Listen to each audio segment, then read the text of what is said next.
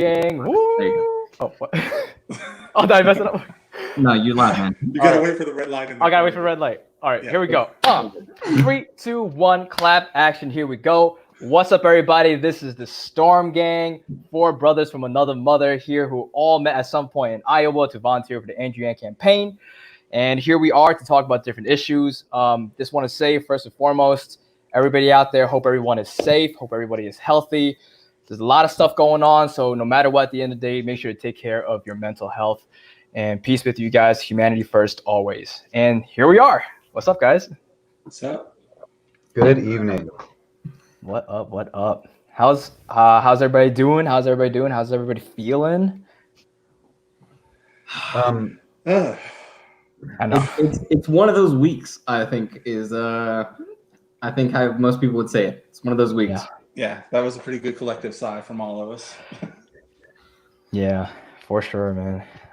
I've been catching up a lot on news, and then I had to catch myself like disengaging from it too Yeah. at a certain point, because I'm just like, wow, there's just so much happening, and sometimes it can get really confusing, I would have to say. It hurts your soul to like read it and everything. It scares you and it makes you angry at the same time, and you like lose like all consciousness on how necessarily to respond. So it's important to like disengage and internalize it, and just kind of be able to form your own opinion, outside of what everyone is screaming at you, because that's what Definitely. everyone seems to be doing right now, is just screaming. Mhm. So The most important thing is to be able to have some sort of control for yourself. So right now we're living in a time where a lot of people have their control taken away from them. Yes. Maybe they lost their job. Maybe they're not allowed to go anywhere but outside. They can't go to business. They can't go to the park. Can't go to anywhere but the grocery store still in some places. Like Mhm. you've lost a lot of control. Yeah. And in a time when things are falling apart, that's when you want control the most deeply, right? And of course, outrage and negativity is what gets the most clicks. So that is what's being bombarded at everyone. And you feel like you're losing control. And quite frankly, you are losing control. So people are looking for an outlet to lash out, because if they don't have a way to feel in control, then they will lash out, because what can you control when you're lashing out? How you're lashing out. And that's just natural, man. That's human. That's how humans work. Definitely, man. Myself, I'm going to a protest on this Friday, Forward. like we all here believe in be the change that you want to see, right? Mhm. So like this Friday, I'm going to be one small voice in many in a crowd. Where are you going, by the way? Up here in Rochester, I know we've gotten the Oh, news nice. recently for some not positive things regarding the last protest turned riot. I think this protest is going to be better. It's being organized by these guys that are very adamant about like keeping it peaceful. Like we're not even going to be taking up the street. We're going to be in the sidewalks. You get the idea.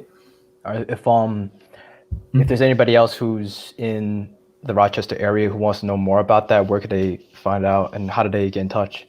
Oh shoot! I found out on just word of mouth from friends, but I know there's a Facebook event for it that I got linked to. What the heck was this thing called? Pulling up in a second. Black Lives Still Matter. So, Black Lives Still Matter, Rochester. There's a protest down in front of the courthouse. On What Friday. time? So, it at the earliest, medical and like volunteers and whatnot are getting there at noon. Forward. So yeah, I think most people are going to be showing up at like 1, and it's going to be going until it's dark. Got it. Word. Make sure you wear masks, man. And Jareen Elkins, I don't think you're the only one, but hi, thanks for being here. That's good. Good to see you on social media. Yeah. That's good. I myself have been holding back tears almost every day these past few days. I've been doing a lot of listening. We had a Mental Health Humanity Hangs a few days ago in a special Zoom with a lot of people, just letting it all Hey, out, Kelly. saying what we need to say. We're there to listen, and we're also there to speak and be heard. So I Matthew, unfortunately can't participate in the demonstrations primarily because I'm currently with my parents and they're of older generation than me, so I don't want to Yeah. fathom the possibility of bringing COVID into the house right now. Mhm. But I actually had a conversation when I initially expressed my want to go before I thought it all over. I had a conversation with a black friend of mine. He was at the protest the day before here in Miami, and he really helped me understand that, like, not everyone has to be in the front lines. There's many roles to play here. Mhm. If you can't find yourself going to the front lines, you can possibly donate some money, spread the awareness, etc. But what was most frustrating for me personally is that the very people that are being oppressed right now are the ones in the front lines fighting this battle.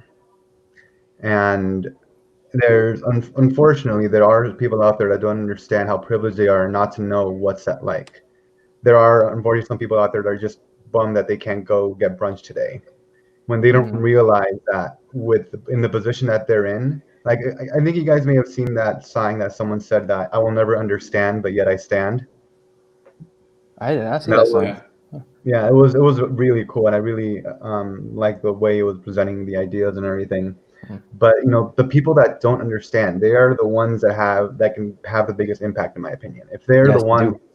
Yeah. standing in front along with them or doing whatever they can to help, like, that's when you really just light a fire under the whole society and realize that this is something that's fundamentally wrong.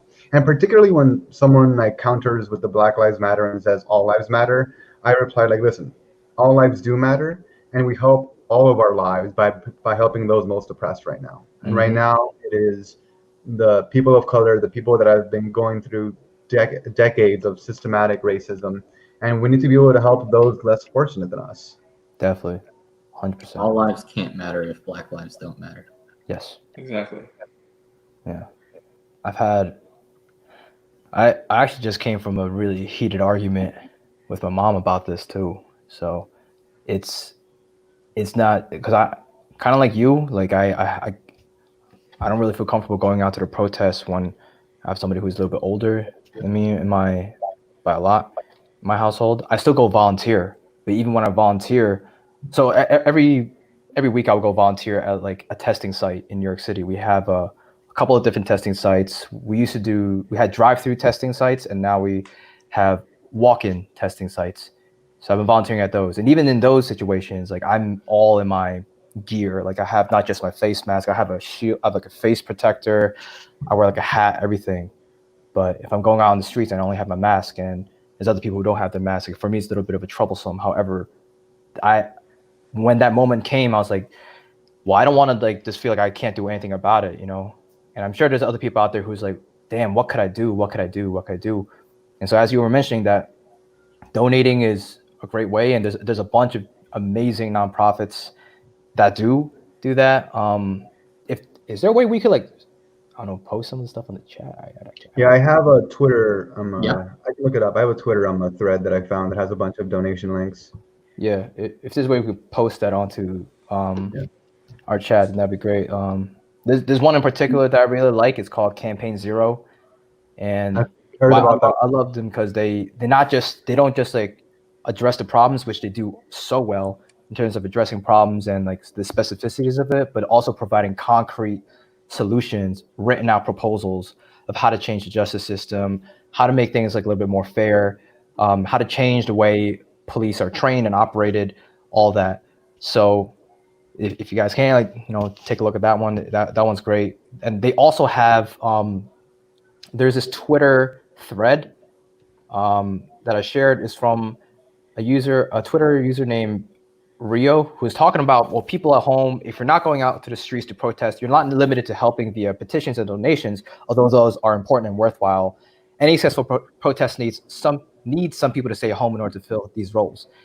And then the person talks about reconnaissance, like monitoring police scanners and social media in order to keep track of movements by cops, all that. So that part's one way you could do it. There's also ways in terms of like jail support where you could give your number to people on the ground to write on permanent mark on their skin. So if they were detained, like at least that way, like they have somebody that they could reach out to, that they could call if anything happens too. That's And really cool. so there's that. And another thing that this person mentions is rides, like those who are able to drive other people, because public transportation is not really reliable. Then you could help drive people, and supply runs for food, water, and buying squirt cap bottles is actually good. Like I'm like reading. Off Yeah, that, you can spray it in people's eyes and stuff. Yes, like 100%. champagne. You know. Also, don't forget to bring milk and stuff because that's good for like pepper spray and stuff like that as well. Mm-hmm. So yeah, so all there's still a lot that we could do. So even if we can't go outside to protest, then there's still the effort that we could do. But Pierce, you know, like you're gonna go out on Friday, so I wish you the best of luck. Just make sure you stay safe and keep expressing yourself. Yeah, it's just going to be a protest I'm going to, and like I said, with who's organizing it, I'm actually expecting it to stay pretty calm. Yeah. We do not want a repeat of last week. So for anyone not aware of what happened last week in Rochester, it was bad. It's been bad in a lot of places, and Rochester is one of these places where it was bad. We received national news for these young individuals that were beating an elderly couple with 2x4s. Damn. My own friends, we agreed to hang out today. They ended up being late because their pharmacy was looted. So they went to their pharmacy. They didn't realize it was looted until they got there. And the pharmacy, like, fortunately, they were able to get the medications that they needed. I guess they just went to a different pharmacy that the first pharmacy had coordinated with. But still, like, who? A pharmacy, man.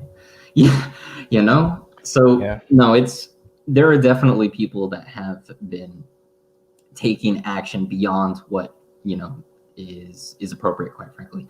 I think as a country we can all agree that murder is bad, murdering black people is bad, and murdering white people is bad. And when you riot, murder is bad. Yeah, just murder is bad. So when you riot and when you destroy someone's business or their place of living or their source of food or their source of medicine, that's bad. That is easily condemnable, and virtually everyone can agree with that. You are still going to have those people that just want to see the world burn. You're going to have people that are angry, that are afraid, and they're letting out. You're also going to have people that are, quite frankly, instigated. So actually, shoot, I should pull this up. I will pull a video up soon, and I'll share. Was it like one of the cops who dressed himself up as one of the protesters? So we are quite literally under attack. And that is a strong statement for me to make. And I can't necessarily say who we're under attack by, whether it is internal terrorism or whether it is literally the Russians, or it could be, I'm not pointing fingers. But we are legitimately under attack. And one way that you can see this is just the amount of brick piles that have been conspicuously put at protest sites without any construction going by. And I've been in many cities and walked by many construction sites. And when you have a construction site in a city, it's always taped off. Always. You don't like that little 2 inches of tape has a remarkable psychological effect on getting people to not walk away with your shit. So, and oftentimes, like, if crime is bad, then the stuff will be like secured more. But even just good old fashioned bricks, like, you don't just leave those lying around. And yeah, at these sites, they're not cordoned off at all. Maybe there's a cone by it, but that's not for anything other than to draw attention to it and like to help it blend in, look like it belongs. I am finding this sooner or later, but there's a couple videos that went viral that are of different places. Here we go. I got one now. Are we to share this on screen? So yeah, I'll share it in a second. Share screen. And thanks for watching the web series too, Adrian. Thank you. I just saw the comment. Thank you for that. Like, take a look at this. And this is not the only video of the only city.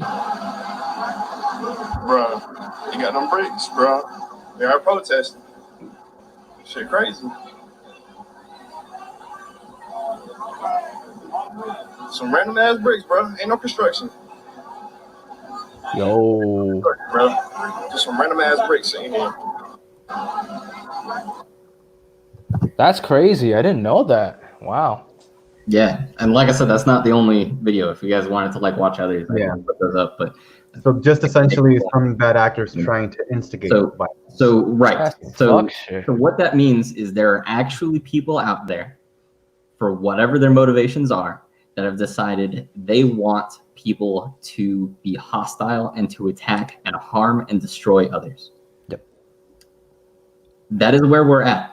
So like I said, we are literally under attack. If things feel bad, if it just feels like people aren't this bad, what's going on? You're right. You're right. People aren't actually normally that bad. Mhm. But people can be influenced, and the job of the instigator is to create extra conflict that would not have otherwise arisen. Mhm. Again, for whatever their motivations and reasons are. So this is happening. I think it's kind of what you were saying before. Some people just want to watch the world burn. And in this case, Unfortunately. it's literally happening. Unfortunately. I mean, this entire thing is like left me with like an entire like mixed bag of emotions, because at first I like found myself like extremely angry over the fact that, you know, cops could do that to Mr. Floyd and everything, that he wouldn't like, you know, that he could just like just so blatantly like literally murder someone on camera without giving a damn. And then I found myself getting extremely sad because people tried to take something as horrible as that and tried to like weaponize it by memeing him and putting him like, you know, Colin Kaepernick took a knee so an officer could never take a knee like this and all this other stuff. And it like ripped my soul out to like a degree to see that. I mean, because for like decades on and everything, and I hope this is something that stays in our collective consciousness for generations to come.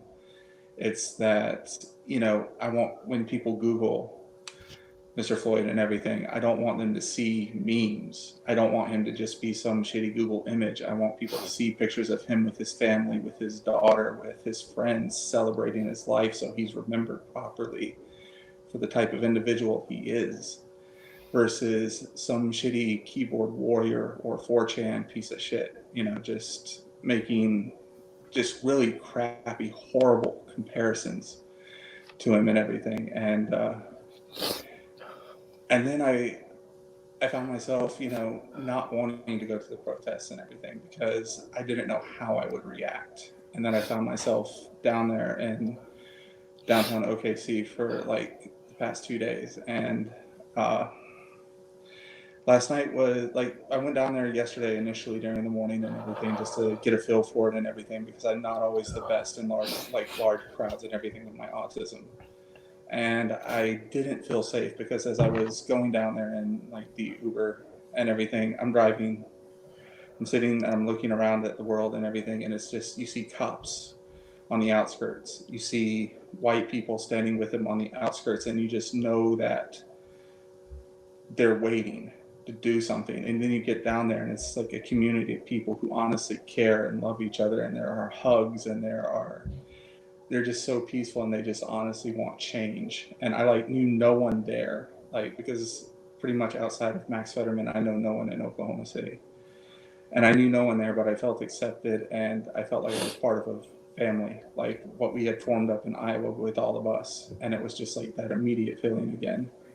And then I just felt this ominous, like, bad feeling and everything, and I just couldn't find myself to stay there. But I found myself going back again that night.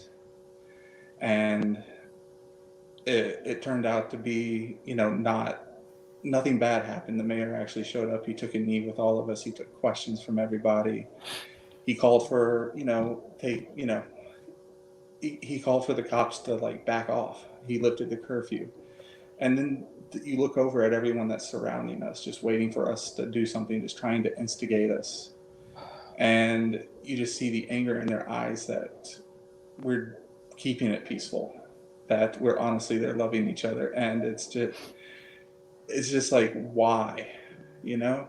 And like today, I'm just like reflecting and everything, and I'm just trying to figure out why there are people that want to just like destroy life. And I just don't get it. I mean, and that's just my opinion, and a lot of people may like completely disagree with it and everything, but I'm just like, why would you want to like take people that are as fragile as the people gathering and just begging for the simple right to like live and try to turn them more than like they're already conflicted enough about the country that they live in and what they're feeling and everything for the country and stuff like that. Why would you want to try to turn them even more so against it? Why would you want to try to like ruin their quality of life that they've like worked generations to build here? I mean, it just makes no sense, you know? This is the crazy time when we live in the information age, and when information gets muddled, it makes it easier for terror to happen. Whatever whether it's on the news or what they see or what they consume, it's like, or amongst their own friend groups, like if they only know what they know. And it sucks because like, you know, the humanity first side of me is like, I don't want to blame them for not knowing, because some people don't know. But then it becomes years and years of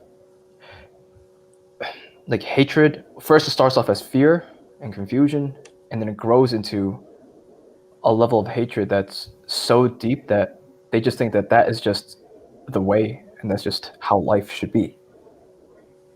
And I mean, I can't speak on behalf of like other communities or white communities because I'm not that, but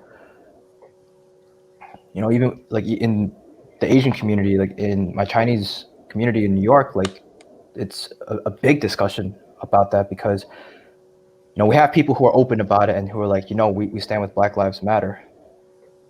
But then there's other people who are like, well, I don't agree with that at all because of what I went through and what I know and on my struggles. And oh, wait, they're struggling, but why I'm struggling too. And so, and if you're gonna go out doing this way, and if you're gonna trash this place, then you know, fuck you guys and stuff. Like meet me at my level. And it's just, it's so freaking frustrating. And the story that you just mentioned, kind of like, it just kind of flashed me back to that moment of like that, because what you're describing was a divide of the community in here, and then the outskirts of people out there. There's no dialogue, there's no communication, there's no love. It's just like, and they look at those who are inside, like where you were at, in a certain light, and it's almost like if I try to talk to them, they're all my words are going to be filtered into something. My look is going to be filtered into something that they think is right for them. Yeah, like it's an aggression and everything towards them, us like trying to, you know, be peaceful and to be better and to, you know, like hold people accountable for their actions and hold them to a higher standard. I mean, when you take the oath to protect and serve a community, I mean, that should be taken more seriously. Like every single life in that community and everything just should be treated exactly the same, protected exactly the same. And it's just unfathomable to me, like how it's just like not like that, you know? We gotta I come. mean, What? Well, I said we have to come together. You know, like honestly, people don't hate each other that much. We really don't. we're not born to hate each other. We're born to, you know, we're not born to see color. We're not born to do anything. We're born to be human beings and to exist. And it, for whatever the reason, growing up, we learn about being divided. I mean, this entire situation is like compared to the civil rights movement and everything. It's still the civil rights movement. What have blacks gained since the civil rights movement other than a couple of laws that are passed and barely enforced?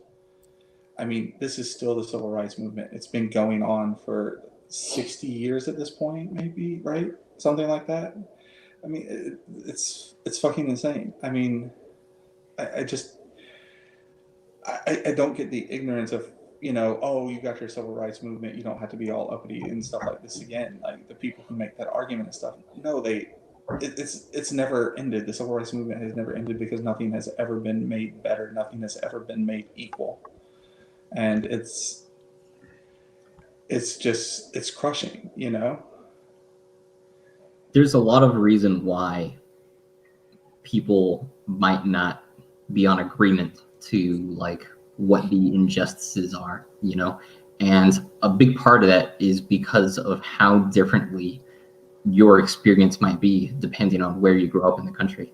Yeah. So me, I've lived a lot of places, but I'm from Fremont, California, and the Salt Lake City Valley of Utah, Salt Lake Valley. So those two are about polar opposites in almost every way, aside from the fact that they're both Western states. But Fremont, 10% Caucasian. All right, I will tell you, it was not cool to be the white kid growing up. It was. I'm laughing. No, it was not cool to be the white kid growing up. And then Utah, on the other hand, is 10% not Caucasian, right? So that was a very big, like, reversal, if you will, just a complete flip in my experiences.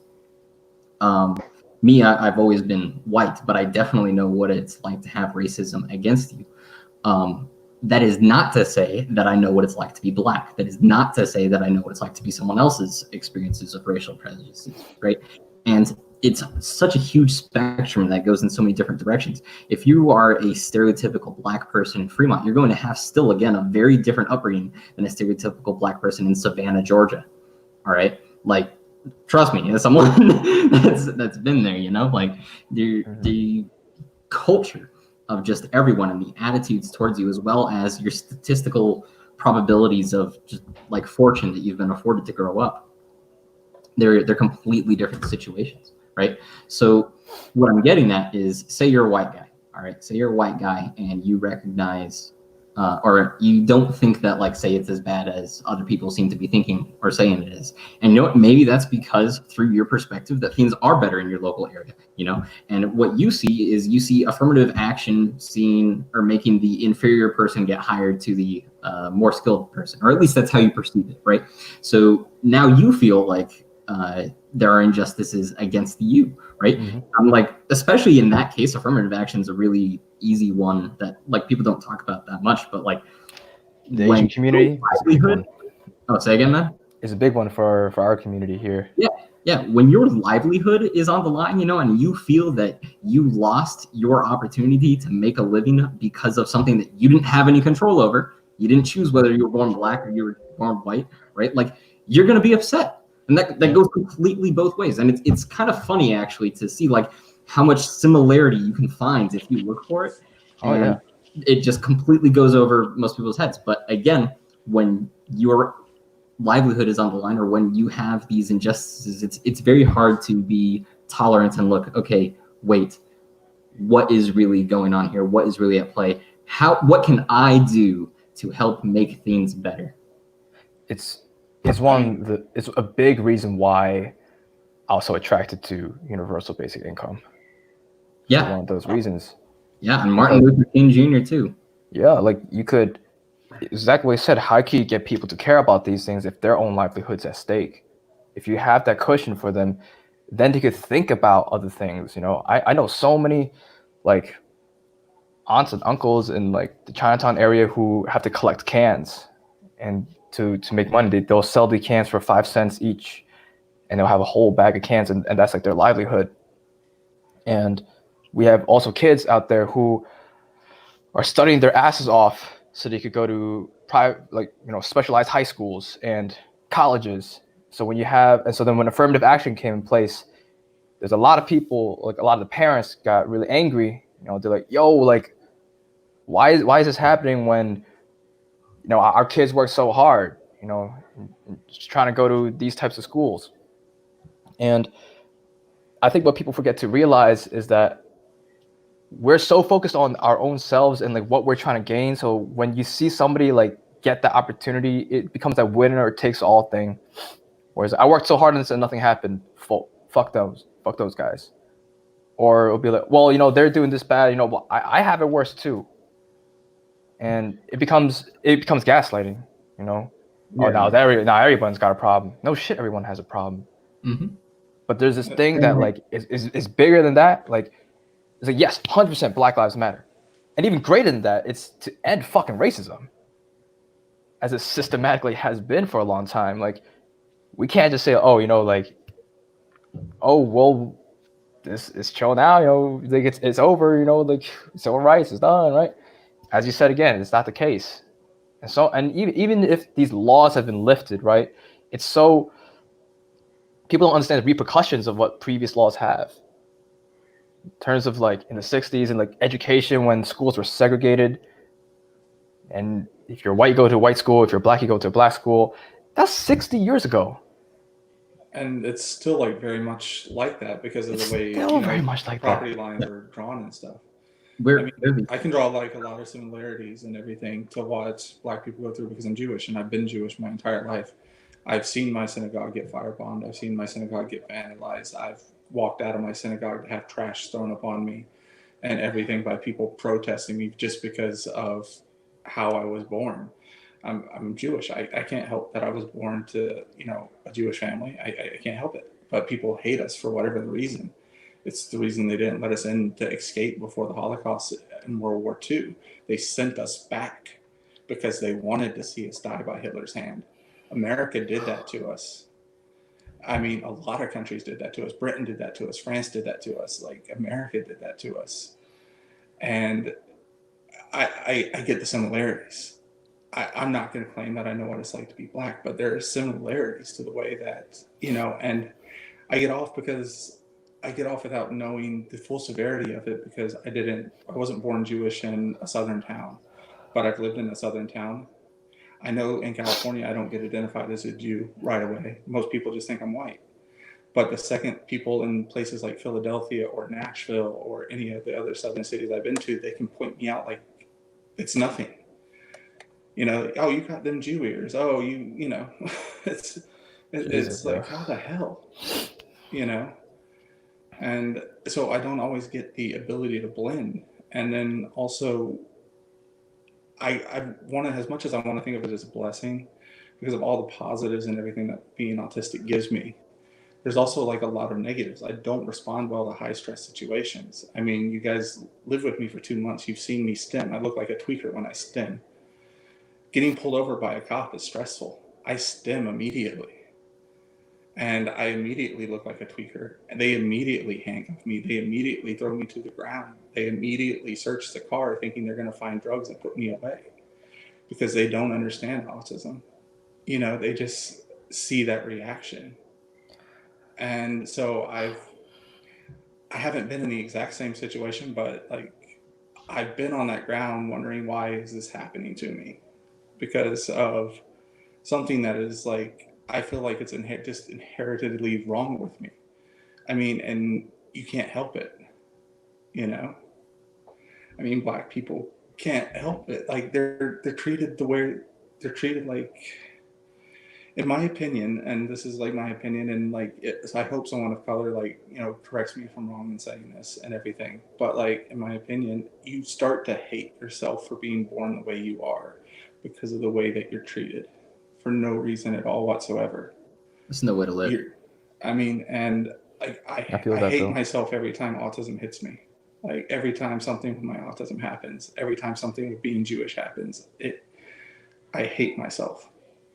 Anytime any negative happens for either of those two reasons, I hate myself. And I can only imagine how much more magnified it is for people who can't hide it. Because I do a remarkably well job of going through life, not looking, like a Jew. I look white. I can pass. I can even like quote scripture on occasion to like get myself out of bad situations. I know words of Jesus. And I've worked extremely hard with speech therapists and with behavioral therapists and everything to not be autistic, or at least not be as autistic as, I actually am, just to be able to look normal and appear normal and function normal. I can't even imagine what it's like not to be able to blend because of the way that you were born. These are things that I was born with, but I can like cover up, but I can't. I just can't imagine like the stress and what it's like to not be able to like cover it up so you're treated like everyone else, you know? I mean, ultimately, that's what everybody hopes, is to just be treated as a human being. Especially in the Foremost. United States of America, Yeah. you want to be judged by the merit of your own actions. Mm-hmm. That is something very core to American culture. Or at least that's what it was supposed to be. Yeah, that's the ideal that That's we all why get. people immigrated here. That's why people came here. I mean, they believe what's like on the Statue of Liberty. They believe what's in the Constitution. They believe, the Bill of Rights, which are, they believe all of that, and that's why they came here, because they want that better. They want that betterness. They wanted to be treated the same. They wanted that equal opportunity. I mean, because we very much like sold ourselves as a land of opportunity, and that just doesn't happen for a lot of people anymore. It was And it's sad. It is really Jump- tough to climb back when you're knocked down, and I don't just mean that mentally, but like financially. Like when if you're born into poverty and if you're born into a poor situation, it is damn hey, Heidi. hard to come out, What's up, Heidi? Yeah, hi Heidi. So I'm the veteran here, along with Heidi in our audience. Hey. So I'll tell you, a lot of people join the military from quite frankly not the best of family backgrounds, or not the most wealthy of backgrounds. I'm convinced that the military is basically the most diverse organization that you can find in the world. If anyone wants to find out exactly what benefits there are to diversity, and there are some, join the military. All right. You'll also discover that it's not a saving holy grail. A lot of people seem to like to say, "Oh, diversity, that's the objective, that's the goal." It's not, but it's an incredibly useful tool that anybody in the military has at their disposal at any second, and it's awesome. But part of that diversity, there's a huge segment that, again, you come from not the best background, not the best neighborhood, not the best parental structure, not the best wealth, right? And to actually really like hone this down, it's actually damn sad. There are so many things stacked, like just working to keep you down. The military is a ticket out. When you join the military, you will have housing and you will have food. All right. You'll also have a job that you literally can't quit. You also become an American citizen if you're not one. Right. So like that's a decent way to be your ticket out of poverty, and a lot of people take it. But that's still not enough for a lot of people, because so many of them will get kept and held down by their family. The very people that put you into this world, that you are taught, hey, this is who you can trust, they're so frequently the ones that will keep you down and hurt you and harm you. And it is tragic. It is downright tragic to see how damn prevalent it is in our poorer communities. It's awful. It is truly awful. And so often your ticket to actually having an okay life is to separate yourself from your family. It can, like, how many people can imagine that? It's terrible. But that's just the fact. And again, that's just like the easy way out. All right. I haven't talked about how, maybe you live in a neighborhood and you don't actually live near the public service, so you need to get a car. Okay. I mean, you can get a car for cheap, but okay, now your car can't be parked on one side of the road, and you have to hop it every single other night. So if you don't, because you just for one day, maybe you got lucky with a girl, maybe you wanted to go out of town, maybe you just fell asleep because you've been working the graveyard shift because that's the only thing that you can get, you get a ticket, right? So that ticket is being imposed on you for living in that poor neighborhood, right? Yeah. That is one of literally hundreds of examples. Obviously everybody knows being poor now causes money problems later. Like, oh, hey, can't go see the dentist? Well, now you're going to need a root canal in a couple of years, right?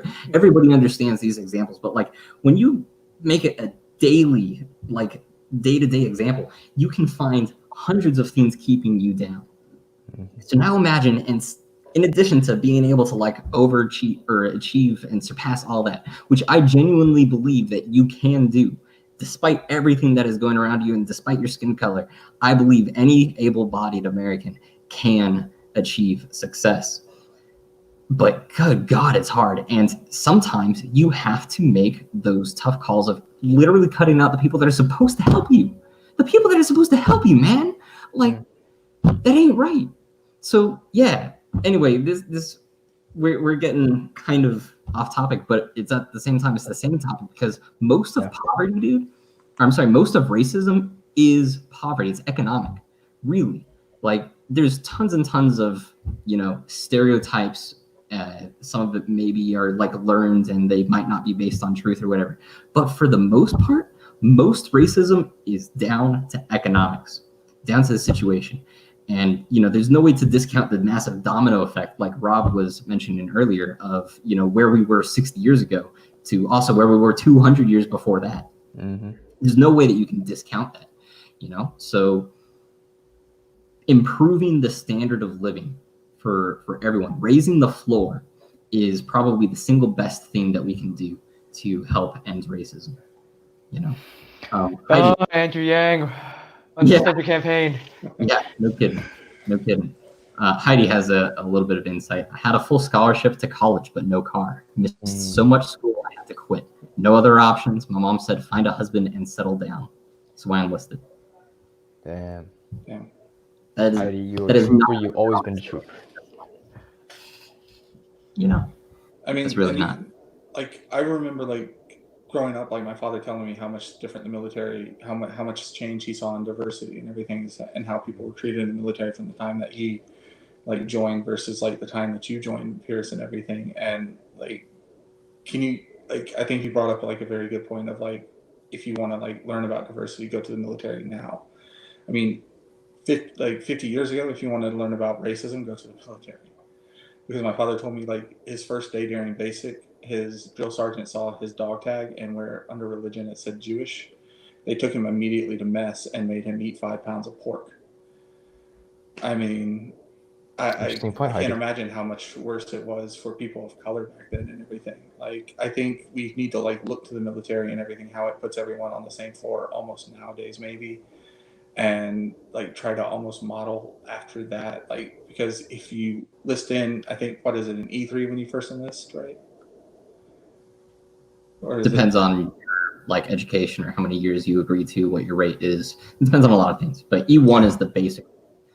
It is frequent for people to enlist up to E3 in most of the branches, depending on, again, what they're able to swing.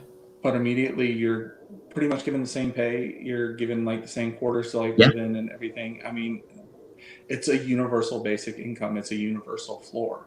If we like somehow modeled America after that, almost, maybe, I don't know. Actually, that would make us a police state if we modeled our citizenship after like the military. But the like, military has its own problems. Yeah, the military has its own problems. It has a lot of problems. Yeah, I was about to say. It was the income equality. I think I was trying to get at. That part. That's still actually manages to be an issue, but for the most part, like, yes, it is an incredibly egalitarian situation. There's absolutely flaws and problems, but in theory, here are the promotion requirements. Everybody knows it, and you have the same chance to meet it as everyone else. And very rarely are you going to come across a job that just tells you, hey, do exactly this. This is what you do to get promoted. That's not how most promotions work, and that is very refreshing. It's very refreshing to do that. And it is also, of course, very helpful to have a minimum, floor of financial security. Like, even if you completely fuck up with all of your money, the military is not going to let you go homeless. They might take away your ability to like manage your own funds. They might automatically start deducting money from your paycheck so it goes to the bills that you're supposed to pay. You might lose your agency, but the military will not let you go homeless, no matter how badly you fuck up. So, question then. So how do we explain like homeless veterans? Well, So- no, he meant while enlisted. Because when you're still in, you still have value. Oh, when you're still in. Okay. Okay. I got you. Yeah. When you're out, you no longer have value. Damn. Well, I mean, as far as yeah. Well, Yes. Mark has been incredibly quiet these past 30 minutes. Something's got to be going on in his head right now. That No, I'm just listening right now. I'm enjoying the course of the conversation is taken, but yeah, it's, I mean, not to detract from, but just in general, like my mind's, as all of ours, has been going through a lot lately. Mm. I was honestly a little hesitant about going on today. I didn't know if it would be in the best taste, but now that I'm here, I'm glad I am, because it's just another opportunity not to just listen, but to understand different perspectives. And that's one thing I've always appreciated by many of the people I've met throughout the campaign. It's just such a wide variety of people, people from different political spectrums, different background. For me, as you all know, like being in a big city my entire life and then going to Iowa and meeting a completely different set of people that, at the end of the day, first and foremost, they are my fellow Americans. And Mm-hmm. it was just such an eye-opening experience to get to know all of them. But especially now, one thought I had earlier was these people that don't have that economic boot on their necks. Like, as I said, like they have the biggest opportunity to make that change, but Yes. it's a complete, there is not enough altruism where it should be, more than anything else. That is unfortunately severely lacking. And this is a bit of a side note, but I remember this interview, that the local LA News had with the psychologist. I believe it was Super Late Night over the weekend, and she was speaking about, just basic primal instincts.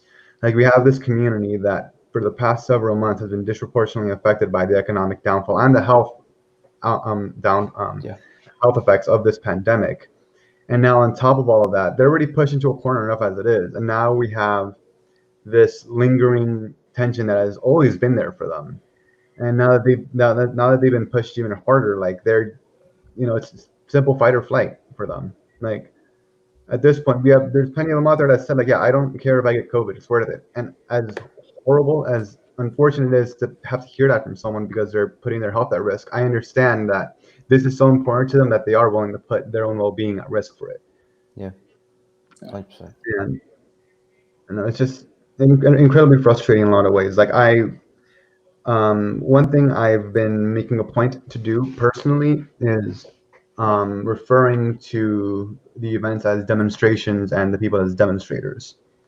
Because I noticed, especially towards the end of last week, both online and on the media, there were a lot of people kind of painting a broad brush and just kind of putting the looters with the demonstrators and Yep. kind of just putting everyone in a bad tone. Like, Mhm. thankfully, the tone has changed these past few days, but to counter that, like, I understand you are protesting something, but I believe it's important to be as neutral as possible right now and label them as demonstrators, which is technically what they are as well.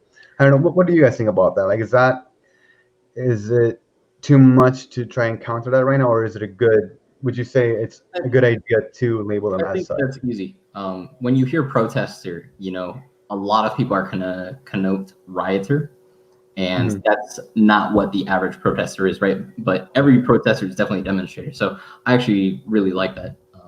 I'm generally not someone that likes to be like word policing or because that's a lot like thought policing almost, if you will. And I'm a linguist, right?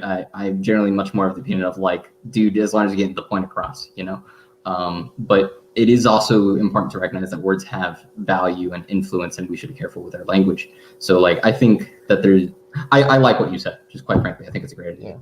Yeah. And especially like how easy it is to catch on to negative rhetoric, like. And as much as everyone knows that the vast majority of these people are doing it for the right reasons peacefully, like, I think we just owe it to ourselves to recognize and support them, even if it's just by the choice of words that we have. Yeah. Yeah. I like that. I also gotta say, fucking media better fucking know that too. Like, I'm not trying to be all aggressive or anything like sadly, that. in this But world, it comes down to what media you watch. Yeah. And no matter what, it's like so many of them is like, there's some media companies that will say thugs, Yeah. these looters, all of them. It's put like them all they're in one taking it directly from Trump's like Twitter, 100%, bullshit. You know? But and then you have other media outlets who, the idea of like a free press and media and everything was just like so much purer back in like the beginning of like broadcasting. Like when we gave the public airways over to these companies and everything, all we asked is 1 hour a day where everything is like pushed aside, all your political agendas and all of this other stuff, and you just give the news. But it's turned into like this where if you are not getting the most eyeballs on your station for the commercials that come on during your news, then your value as a station is somehow lost. I mean, when broadcasting originally started, you literally just had someone there sitting at a desk, no commercial interruptions, just reading the news. And you had actual reporters that were unbiased, who didn't have to please an editor who was worried about clicks or viewership or whatever, or how many papers they sell. They just truly cared about like truth and stuff, and just watch how much that has devolved as part of this capitalist society. I mean, we have a separation of church and state. Why don't we have a separation of media of news media and capitalism? Why don't we take the money out of like the news? That way we know what's actually happening in all of these cities all across the place, and you're not getting constant conflicting reports from MSNBC, CNN, Fox News, ABC, the BBC. I mean, just like everything. I mean, How would you just make it illegal for that 1 hour a day for them to sell ad space on their network during the news? Interesting. Make it Which also illegal reminds me, for I have to them. donate to PBS. What was that? say again? Which reminds me, I have to do my donation to PBS. I mean, if you like strip the to rights take the for money out of like that. the original 1 hour a day concept of the airways are yours, do whatever you want to market yourself with them and everything. If you strip that away for 1 hour a day, you strip away their rights to look at viewership during that hour a day. If you just take that away from them and just say, you give us our 1 hour, if you just take the money out of that 1 hour a day, it would probably make the media that we get so much better. Maybe give them a media fee, so you're guaranteed that money for every hour. I wish. I don't think it would help at all, to be honest. With the advent of cable news, probably not, but So yeah, I mean, like so many people don't even bother watching TV anymore anyway, right? Let alone at that specific time, whatever that 1 hour is supposed to be. That doesn't change the dynamics of this problem in the slightest. Yeah, the internet's kind of fucked us on that, hasn't it? The internet has done two things. It's made information, it's done a lot more than two things, but it's made information travel a hell of a lot faster, which has in turn made news agencies less likely to investigate, because they want to be the first to report. Now, heaven forbid we actually investigate something, right? And it's also made it easier to measure. And that's the other important one. Like, you're naturally going to gravitate towards whatever you measure. So when you're measuring, oh, hey, this is how many clicks this got. Well, you start then becoming obsessed with getting those clicks rather than actually reporting the news. And it's the universal basic income, man. Yeah. I mean, this was our first episode, where we talked about this, how we're kind of screwed because creating a state solution isn't going to work. That's, like you said, we have a separation of church and state. We also have a separation of the state and the free press, right? For very obvious reasons.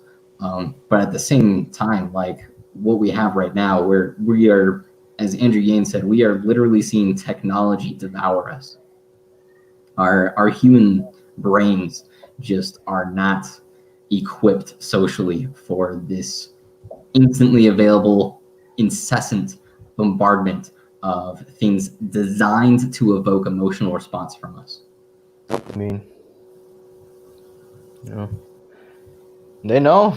Yeah, I don't have a solution, honestly. My thought on this is that the people younger than us, so like right now we have Gen Z, I think the generation younger than them, I think basically they're going to figure it out. You know, we like think of the differences that older generations to us have in being able to adapt to a certain new technology or something like that. You know, like my hope is basically that we are kind of, for the most part, just not going to get it, and that they will. I mean, I don't think we might. We don't know. We don't know. Things could change so rapidly. I've seen. So Yeah.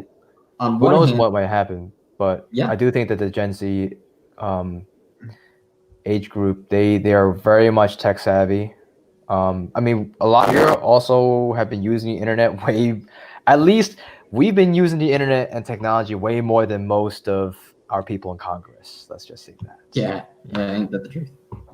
Well, here's the thing: whether or not we are the ones to like create that change and like, understand things, we at least have to make an effort, Yes. at the very least, to allow the foundations for future generations to be able to get it.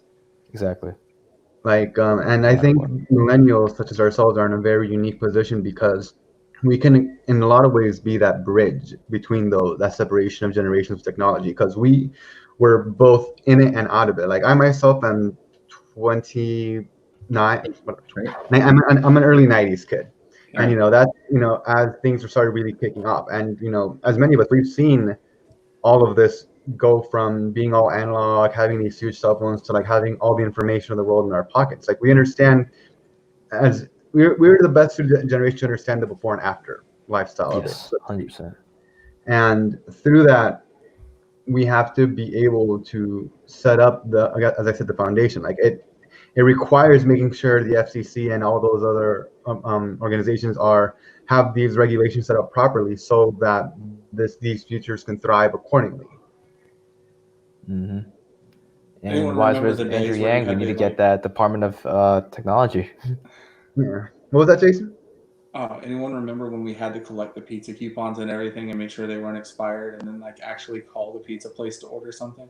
Yeah, my family's doing it right now with coupons, man. We get takeout. Figure out where the hell the freaking scissors are to be able to cut it out, or you have to like fold it just precisely and like lick the edges and get ink on your tongue just to get the right coupon out because you don't want to lose the other coupon for next time. Talk about the coupon, right? Yeah. That's a trip down memory lane you just put me, man. I appreciate that. Thank you. Thank you for that. Dude, the 90s was a great time to grow up. All right. Fucking Ninja Turtles, man. Ninja Turtles. You got Yu-Gi-Oh on TV. Life is good. Life is good. Got Pokemon, Saturday morning cartoons back when it was just on Saturday mornings. Digimon, I was a big boy. Like I would wake up early every school day to watch Zoids. No. Yeah, man. I had a Liger toy. All right. Hell yeah, I did. Liger's cool. I'm not having with you, man. That was awesome. Very in case anyone's wondering, like original condition, original Power Rangers movies on YouTube completely. Again, John Marco, I heard Jason has a G.I. Joe. What'd you say, John Marco? Not that I found out today or anything, but the entire original Power Rangers movie is on YouTube right now. All right. Oh yeah. I'm not going to watch that. All right. I remember enough about that movie to know that movie is going to be terrible. It's pretty bad. Yeah. But hey, do you want to see diversity here? We put everybody in their suits based on their color. Yeah. Yeah, that was kind of and gender. And then they switched it up. Remember when the second generation came out and they put the Asian guy in the black suit and the black girl? Yeah. They switched it up in the new one. That was their idea of diversity. Yeah, I was like, huh? That happened. I don't know, man. They're missing a wheelchair kid though. Every textbook I had a wheelchair kid on it. Sure. That was like you had your white guy, your girl, your black guy, and your wheelchair kid. Like that was the stereotypical '90s diversity package. And the wheelchair guy to go with gadgets. So big on the black kid for some reason. I don't know why. Like it was like the they gadgets. modeled it out of like a 70s like Ebony magazine or something. It was like You know fucked up. Sounds very fucked up. Yes. Yeah. Indeed. The other concept too is like, not to bring it back to the morbid reality, but like how screwed not just our generation is, but like future generations with this economic downturn. Like my sisters are about to go to college, and everything is going to crap right now for the foreseeable future. And we've lived through 2 recessions at this point, or 2 notable recessions and downturns that, like, we are so. I feel like our generation is getting so used to like just never having enough capital and resources to thrive that we're just being whatever about it, and they're not doing much about it. Mm-hmm. Like So our generation's experiencing a new normal well before this in a lot of ways. As long as we have YouTube and like 90s TV shows on YouTube, I think we're gonna somehow make it. And work. pizza coupons. All right. Well, now they're online and digital, and all you have to do is click Yeah. in it there, Yeah, and when there's they that. expire, they automatically get taken. Well, no. So John Marco, like bring it back to your family, man. You said it was your sister, right? Yeah.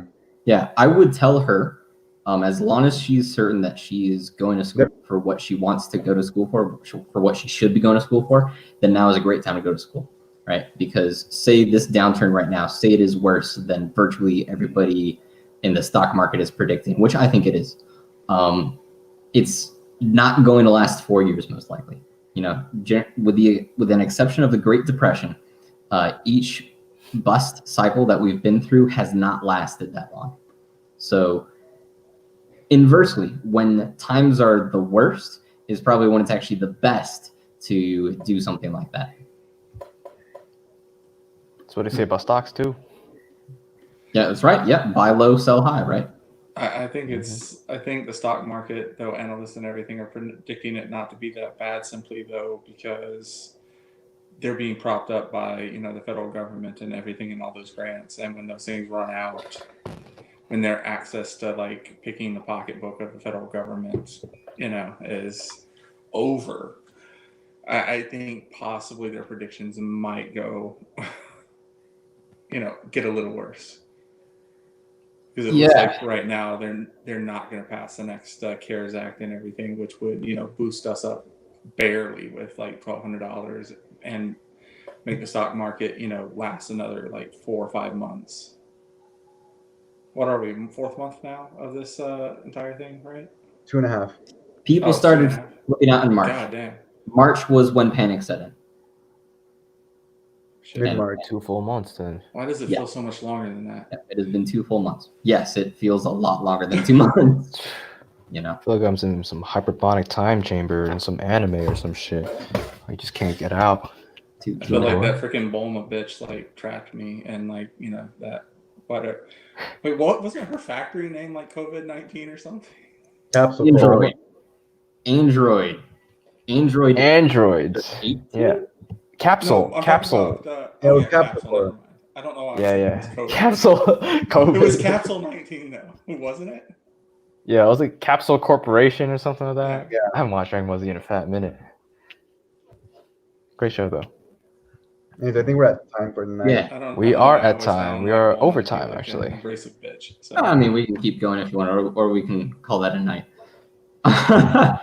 It's definitely nice to go back down to 90s memory lane, though. That's I for don't know. sure. This is like the Legit. best that I've felt, in like the past like 5 days. So Damn.